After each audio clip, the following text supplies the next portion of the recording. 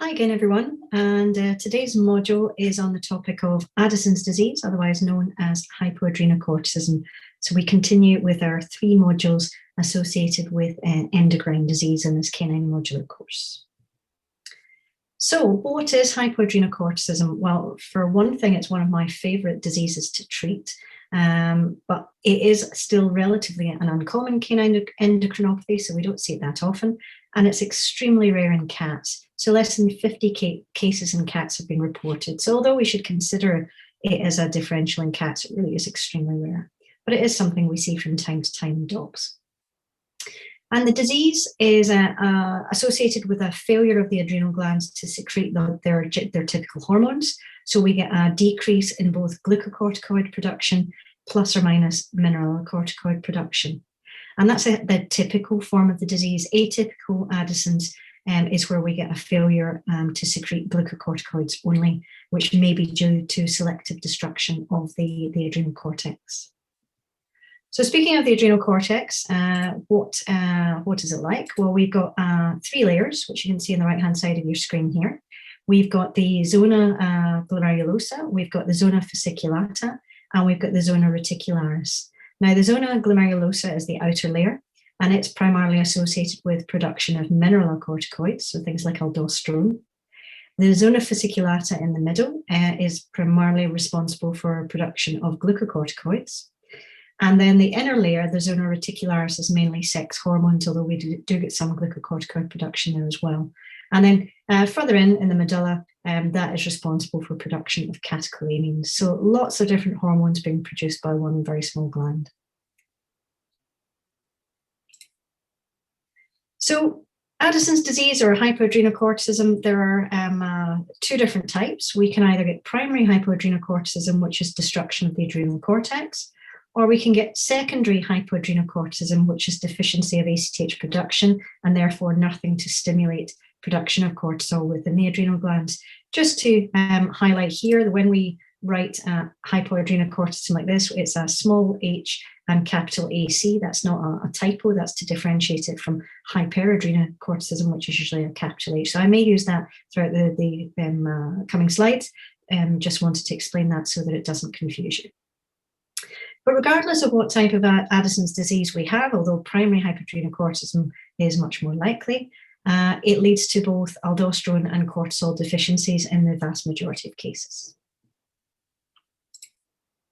So we need to know what mineralocorticoids do, and the main one that we would be concerned with in canine medicine is aldosterone. So the aldosterone, being a mineralocorticoid, is produced by the zona glomerulosa of the adrenal cortex, as we've seen in previous slides. And its job is to act on the renal tubules. Here on the right-hand side of your screen, you can see a little diagram of the renal glomerulus, proximal tubule, distal tubule, and collecting ducts. And we can see here where aldosterone works within that part of the kidney. And aldosterone's job is to promote sodium, chloride, and water retention from the renal tubules. It therefore follows, if we have a deficiency of aldosterone, we're therefore going to have sodium wasting or hyponatremia, and that's going to lead to hypotension because sodium is intricately responsible for maintenance of blood pressure. So we'll get hypotension with that. We'll also get a reduction in glomerular filtration rate and a reduction in cardiac output. So very serious changes associated with a deficiency in aldosterone. In addition, we also have decreased potassium excretion or hyperkalemia, and this can cause cardiac arrhythmias and particularly bradyarrhythmias or just bradycardia. If we then think about what cortisol does, cortisol is a glucocorticoid produced by the fasciculata plus or minus reticularis layer of the adrenal cortex, and it promotes gluconeogenesis, but it's also really important for the integrity of the GI tract. So it maintains gastric mucosal barrier and protects the mucosa from acidic content, and it really is integral for life. So you really can't live without cortisol. So therefore, it follows that a cortisol deficiency is going to be very serious. And what we get with a cortisol deficiency includes gastrointestinal signs, because it's so important for gastrointestinal health. So we have anorexia, we have vomiting and abdominal pain. We also can have a non-regenerative anemia, and we can have hypoglycemia, because we've said it's responsible for gluconeogenesis.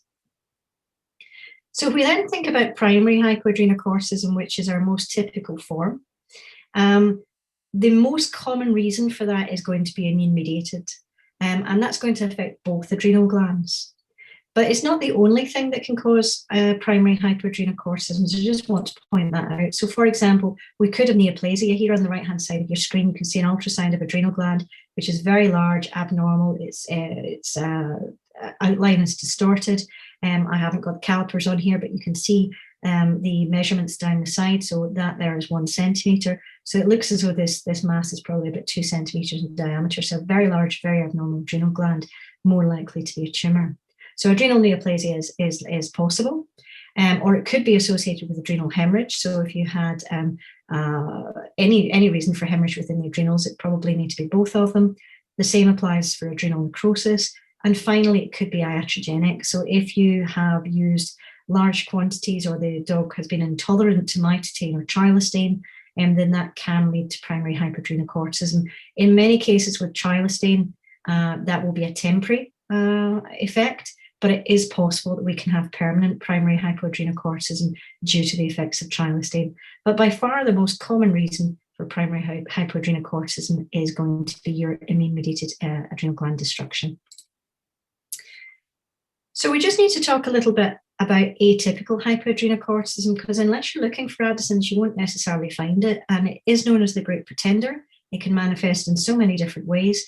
And the atypical cases in particular are the most difficult to diagnose, because they don't have the classical electrolyte changes we associate with Addison's, and therefore we may miss them unless we're aware that it can exist without electrolyte abnormalities. So less than 10% of Addisonian cases are going to be atypical.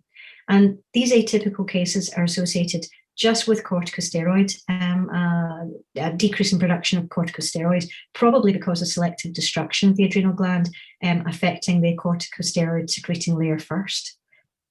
So initially, your electrolytes are within reference range, because cortisol isn't responsible for sodium or potassium balance. That's mineralocorticoids.